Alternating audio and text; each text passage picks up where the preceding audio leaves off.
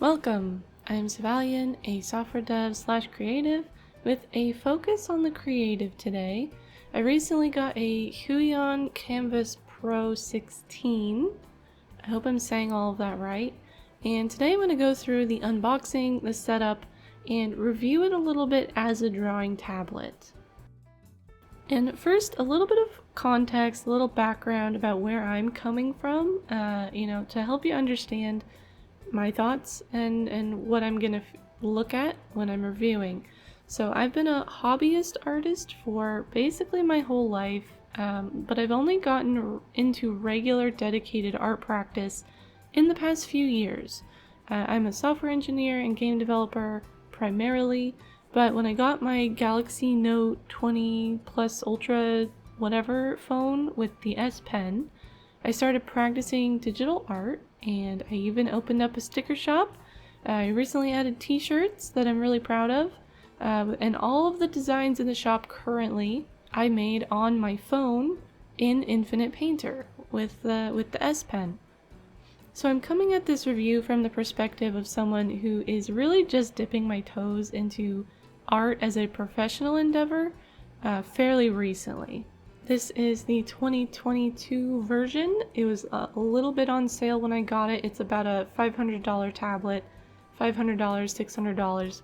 And I did just buy it. This is not sponsored. Boy, that would have been nice though. Maybe I should have reached out. But the screen is about 16 inches on the diagonal. That's why they call it the 16. And it has a higher screen resolution than the non-pro version. There's a Huion Kamvas 16. And I think the main difference, there's a couple other little ones, but the main difference is that it has 1080p instead of, it's like 2K on this one. So a couple of specs, a couple of notes about what this thing can do. And the first thing is that the pen does have pressure sensitivity, which really you shouldn't buy any tablets that don't have this. It's pretty standard at this point. Even my phone stylus has pressure sensitivity, and it just lets you have more control over the marks you're making. The screen is laminated, which as I understand it means it's not super smooth and glossy like a Android or iOS tablet would be with just the Gorilla Glass or whatever they put in those things. I don't know exactly what they do to it, but they make it kind of matte and it's not quite as slick. And if you've never used a graphics tablet like this before, like if you use like an iPad or something like a phone, an important thing to note is that this is not a touch screen. If you touch it, you cannot click things. You do need to use the pen.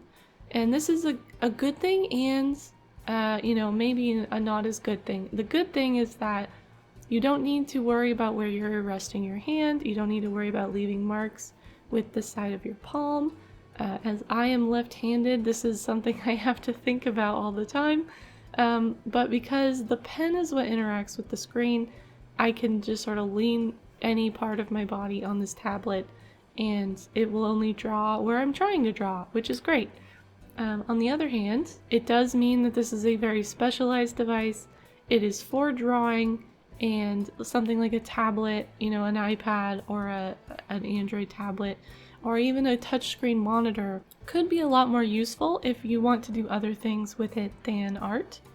But for me, this is perfectly fine. That's all I wanted to use it for. And another important thing to mention is that this graphic tablet does not have any processing power of its own. It is not a standalone tablet, again, like an iPad or an Android tablet.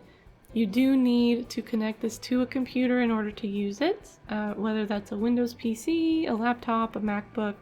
It may work with Linux, I'm not actually sure, but it is basically just a screen with this additional input method where you can draw with the pen. Now I've got the tablet. It came in a big box with all the different things that it comes with. You get the tablet itself, of course, a stand that took an embarrassing amount of time for me to figure out how to use. Basically the middle section pop out and flip around to form the stand. I'll try to put like a video of it on the screen to help anyone who's like me and just couldn't figure it out. You also get many cords. There are a couple different ways you can connect this guy to your PC. which I will talk about. You also get a glove that covers just your fourth finger and pinky, and this is to make it so your sweaty hands don't have a lot of friction on the screen. I have very sweaty hands, so this is really nice for me. And there's also very little in the way of instructions in the box. There's like a one-page quick start guide that kind of shows you like, oh, plug it in, and that's it. Plug it in and download the drivers is basically what it says. But I had a little bit of trouble, so I had to look up the user manual online. But I'll talk about the things I encountered here, just in case it helps anyone else. Before hooking it up to your computer at all, I recommend uninstalling old tablet drivers, restarting your computer fully, installing the drivers for your tablet from the official Huion website, do a full restart again, and then your computer should be good to go. Device drivers, and like pretty much any device driver, is just very fiddly. It has a lot of room for error, so I like to follow this very strict pattern. Full restarts after every change, just to make sure I have the best chance of not encountering weird operating system issues. Now, connecting the tablet to my computer was a little harder than I expected, basically because I didn't think through what I was doing. So I'll explain. There are two connection points on the tablet. Both are USB-C, which is the round one that a lot of modern phones use. One is a display connection and one is a power connection. And there are little icons next to each port showing which one is which. And I'm gonna get a little technical here. You can skip ahead if you figured it out and just plugged everything in. But basically, if you have a graphics card, you can't use USB-C for the display source because, as far as I know, modern graphics cards don't have USB-C ports on them. So even though my computer has a USB-C port on the motherboard, because it's not on the graphics card, I can't use it for a display. So I had to use HDMI instead to get something to show up. If you have something like a recent MacBook Pro, they do use USB-C for displays. So you should be able to use that if you'd like to. I hope that helps somebody. I had to do a lot of plugging and unplugging and Googling. Also, this was not written anywhere in the instructions. There is a tiny power button on the tablet that I think I had accidentally hit at one point. If you have the tablet right side up for right hand use, it'll be on the top left. And if it's flipped around for left hand use, it'll be on the bottom right. And this button is also how you open the device settings. You long press on it to open the device settings. If you're having trouble getting the screen to like wake up when you plug it in, try hitting the power button and see if it starts working. Now there's a little more configuration to do before you can easily use the tablet. And earlier I recommended installing the drivers before you connect it. So I hope you've done that, but if not, install your drivers now. You're gonna need them. And with the drivers, it should install the Huion tablet program to configure the tablet.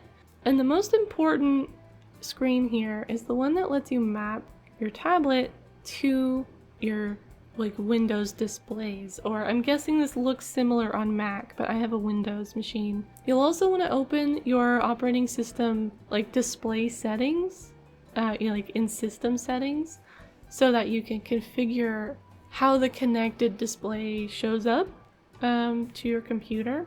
And the way I understand it, you have two options for configuring your tablet as a display. So the first thing is you can clone the display, which means it will copy what's on one of your monitors or on your monitor if you only have one.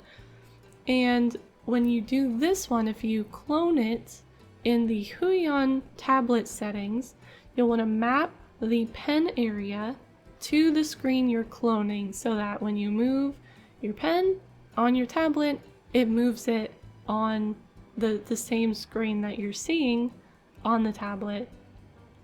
The other option, and this is the option I did because I liked it better, is to extend your displays. And for this one, it basically adds an additional monitor to your system.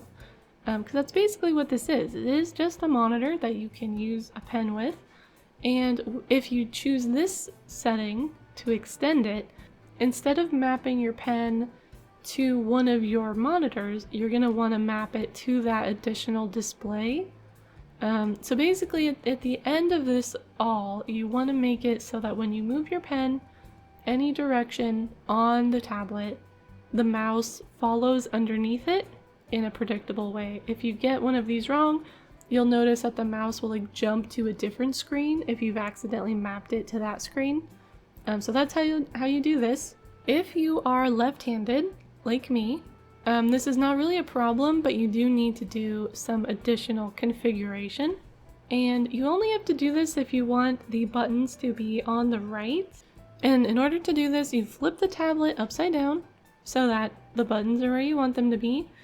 And then everything on the screen will be upside down. So you need to go into the display settings for your computer, for your operating system, like Windows display settings.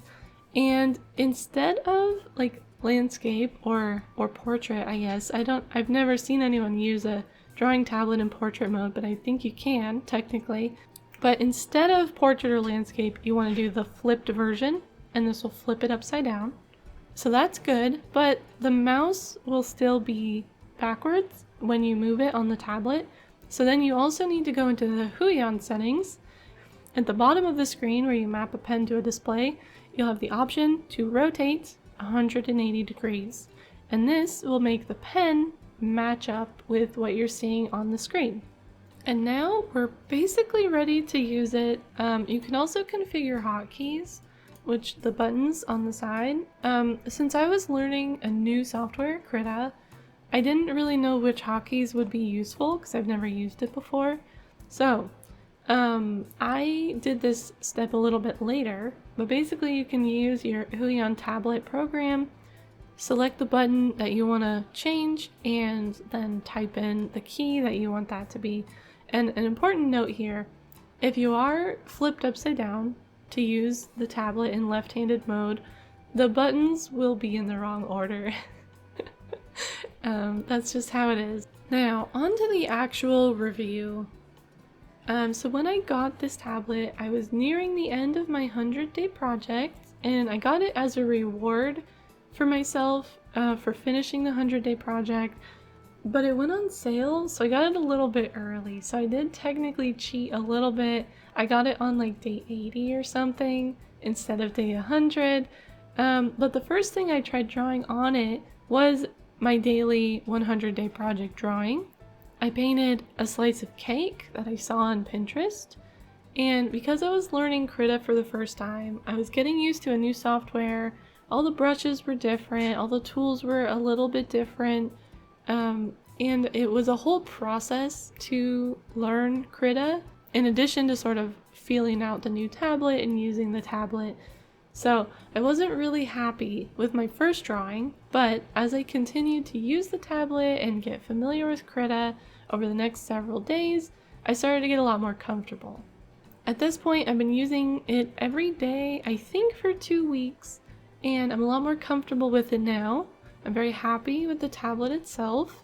The big reason I wanted a drawing tablet in the first place was because my phone is really small. You know, it fits in your hand, and I wanted a lot more room for drawing because if you work on the phone, you have access to all the same resolution and stuff, but the space that you can draw on is much smaller, so you have to do a lot of like pinchings and zooming, and the shapes you can make with your pen are fairly small relative to obviously the shapes you can make on a 16-inch screen.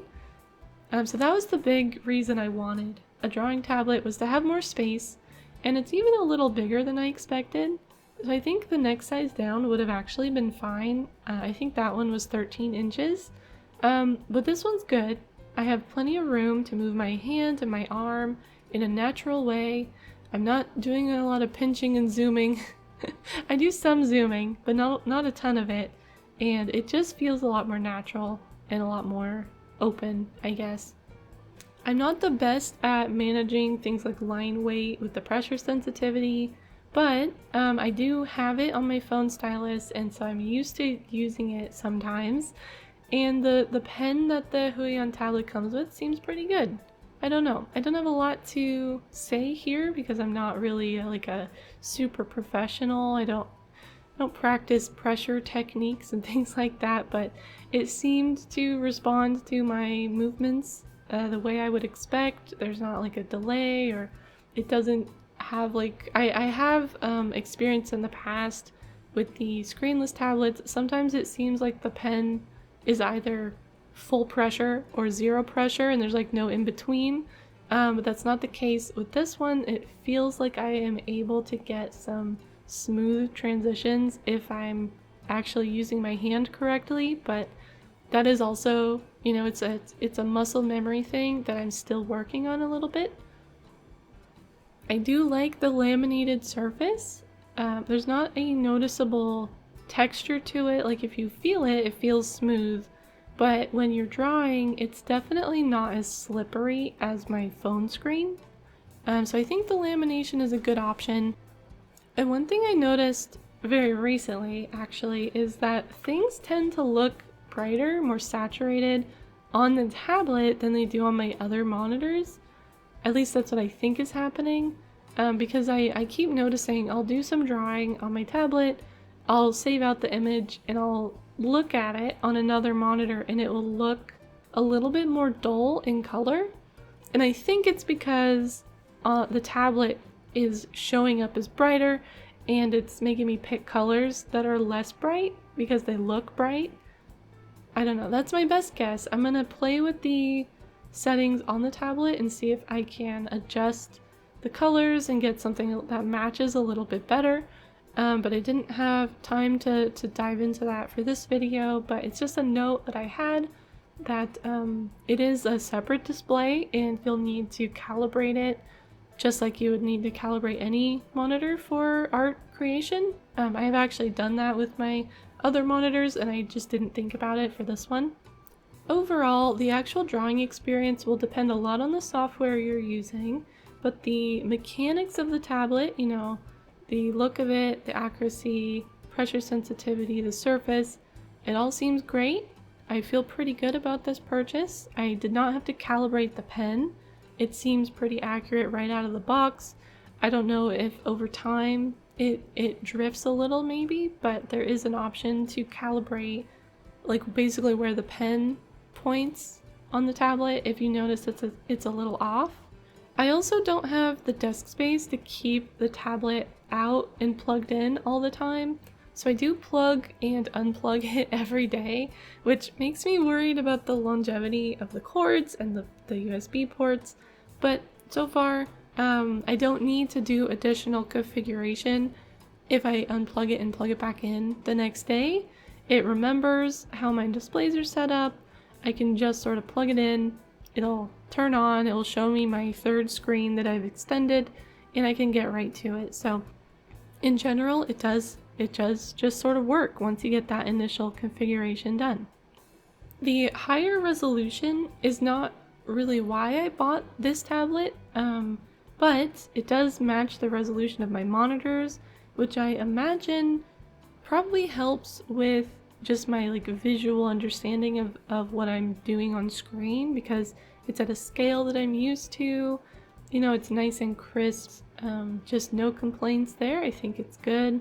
And I'm not really sure what else to say. I feel like the original setup was a little frustrating because they did not put much instruction in the box, even though I probably should have known that I did need to plug it into the graphics card, but I could definitely see someone who's less tech savvy trying to use this and not really understanding the difference between a discrete graphics card and onboard graphics. Like maybe they bought a pre-built PC, they don't really know.